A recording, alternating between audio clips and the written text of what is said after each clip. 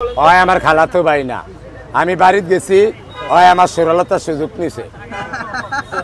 আমি যে 2 দিন বাড়িতে গেছি এই সময় ভিডিওটা ওরা কইছে, আমার টুকে চাইছে মিডিয়ারা, হয় আমার সরলতার সুযোগ নিয়া হয় আমার এই কথা কইছে।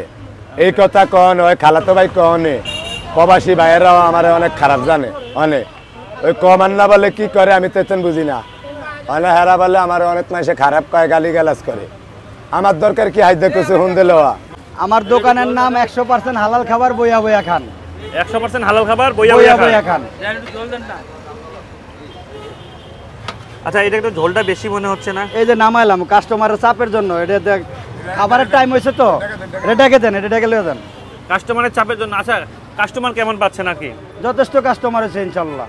মেন উদ্দেশ্যটাই কাস্টমারের চাপের জন্য দিয়েছি, আর কিছু না। খাইতে পারতেছে না এই কারণে, মেইন উদ্দেশ্যটাই এটা। অনেক লোক খাবার না খেয়ে চলে যেতেছে। ভাই ভালো লাগছে, খাবার খুব সুন্দর হয়েছে, টেস্ট। কাস্টমাররা সবাই বলে আমাদের খানা ভালো, এবং একটাই উদ্দেশ্য, অনেক লোক না খেয়ে চলে যায়, এই কারণে এই খাবারটা দেওয়া, এখানে হোটেলটা দেওয়া।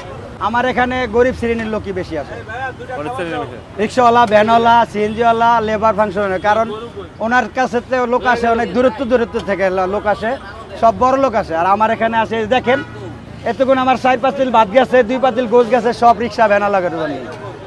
হ্যাঁ, ওখানে খাবার না পাইয়া না, বসেন, সব রেডি, বসেন। ওই যে গোছ আসতেছে কি সেম সাইজ।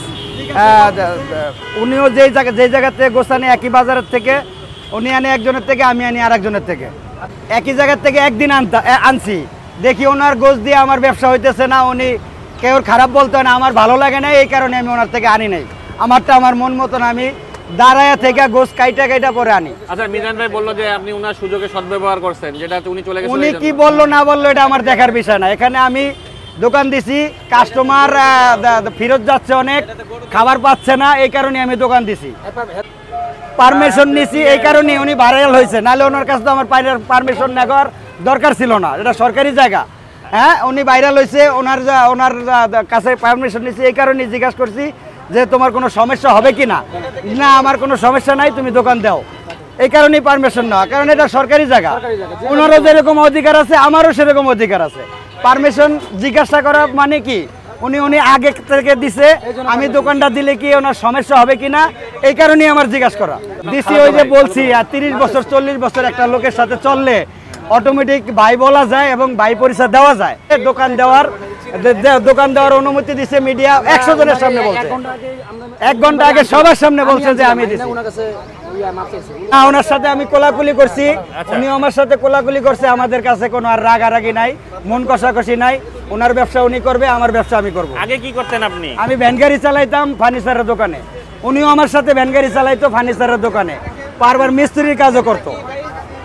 মানে এই দোকান দেওয়ার মানে আপনার উদ্দেশ্য বা মানে উদ্দেশ্য একটাই, অনেক কাস্টমার চলে যায় কোনগুলি, যারা গরিব মানুষ, রিক্সাওয়ালা, ভ্যানওয়ালা, লেবার ফাংশনের লোক, এরাই মনে করেন খাবারটা পাচ্ছে না। এই কারণেই পাচ্ছে না, অনেক দূর থেকে লোক আসে খাওয়ার জন্য, উনি পাক কইরা সামলাইতে পারতেছে না, এই কারণেই এই উদ্যোগটা নেওয়া আমাদের।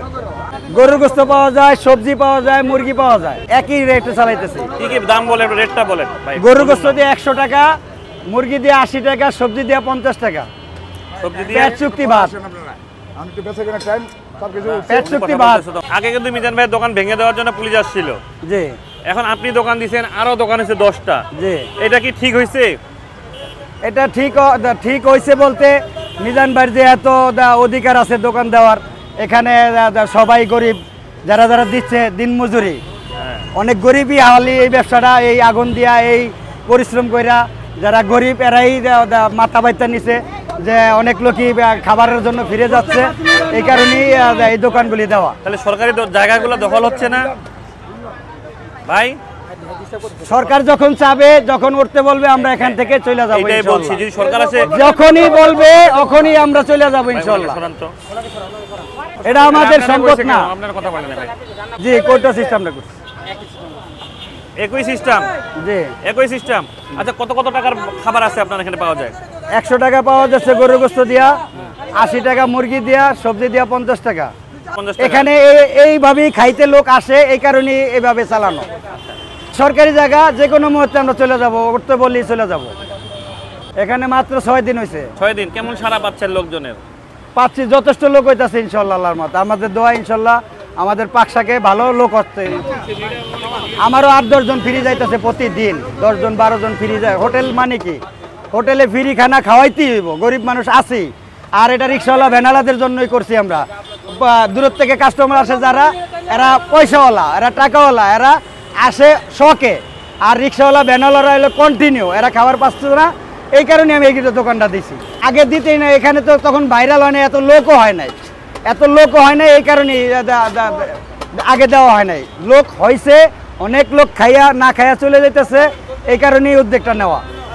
আমি তো নতুন 6 দিন দিছি, আমার কে হেল্প করব? আমি তো ওই যে মিডিয়ার সাথে যাইতেও চাই নাই, বলতেও চাই নাই। তারপরেও আমরা দোকান দেওয়ার শুরু থেকেই এক একজনে আয়া ছবি নিতেছে, এক একজনে আয়া কথা বলতেছে, কথার উত্তর দেওয়া লাগতেছে। যে এত পাশে একজন ভাইরালের দোকান, ওখানে মিডিয়া আসতেছে, কথা বলতেছে, আমাদের কাছে জিজ্ঞেস করতেছে, আমরাও বলতেছি। এই দেশবাসীর জন্য বলবো যে সবাই যদি আমি গরিব মানুষ, যদি আমাকে ভালো লাগে আমার দোকানে আপনারা খাইতে আসবেন ইনশাল্লাহ। খাবার যদি ভালো হয় ইনশাল্লাহ আপনারা সবাই আসবেন, এটাই দেশবাসীর কাছে আমার বলা। সবার কাছে অনুরোধ করতেছি, আমি গরিব মানুষ, আমার কাছে আপনারা খাইতে আসবেন। এটা আমার হাতেই নিচ্ছি, কেন আপনাদের সাথে কথা বলতেছি তো, এই কারণে। না আমার হাতেই আমি টাকা নিতেছি, আমার হাতেই আমি ডিব্বাতে রাখতেছি। আবার লোকজন কাজ করতেছে কিনা এটাও দেখতেছি, সার্ভিস ঠিক মতন দিচ্ছে কিনা এটাও দেখতেছি। হ্যাঁ, এটা তো অবশ্যই। কারণ হচ্ছে আপনি একটা জিনিস দেখেন, এই যে প্রায় এখান থেকে হচ্ছে 8 কিলোমিটার হচ্ছে রাস্তা, এখানে পুরোটাই জ্যাম হয়ে গেছে। এই যে পাঁচকড়া মাত্র উঠাইছি, ঝোলটা একটু ঘন করেন। এই উড়ান না, এই পাতিল উড়ান না, গোস্তের পাতিল উড়ান না, পাতিল দিয়ে